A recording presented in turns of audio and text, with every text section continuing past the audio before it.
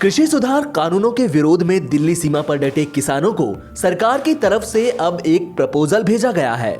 किसानों की सबसे बड़ी मांग एमएसपी पर सरकार ने लिखित गारंटी देने का वादा किया। कई दौर की बातचीत रद्द होने के बाद किसानों को ये प्रस्ताव भेजा गया है। आपको बताते हैं कि किसानों को भेजे गए प्रस्ताव के टॉप पॉइंट्स कौन से हैं। एमएसपी खत्म नहीं होगा, सरकार एमएसपी को जारी रखेगी। सरकार इस पर लिखित आश्वासन देगी।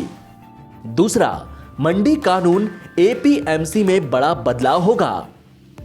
तीसरा, प्राइवेट प्लेयर्स को रजिस्ट्रेशन जरूरी होगा। चौथा, कॉन्ट्रैक्ट फार्मिंग में किसानों को कोर्ट जाने का हक होगा। पांचवा, अलग फास्ट ट्रैक कोर्ट के गठन को मंजूरी मिलेगी। छठवां, प्राइवेट प्लेयर्स पर टैक्स लगाया जाएगा। 20 पेज के इस प्रस्ताव में किसानों की शंकाओं का समाधान करने की कोशिश की गई है। एमएसपी पर सबसे ज्यादा विवाद हो रहा था। इस पर केंद्र ने कहा कि एमएसपी व्यवस्था खत्म नहीं हो रही है और सरकार इस पर लिखित आश्वासन देगी। यही नहीं, किसान मौजूदा बिजली दर पर ही भुगतान जारी रख पाएंगे और इसमें कोई बदलाव नहीं होगा। मंडी व्यवस्था पर भी केंद्र सरकार ने किसानों को प्रस्ताव भेजा है।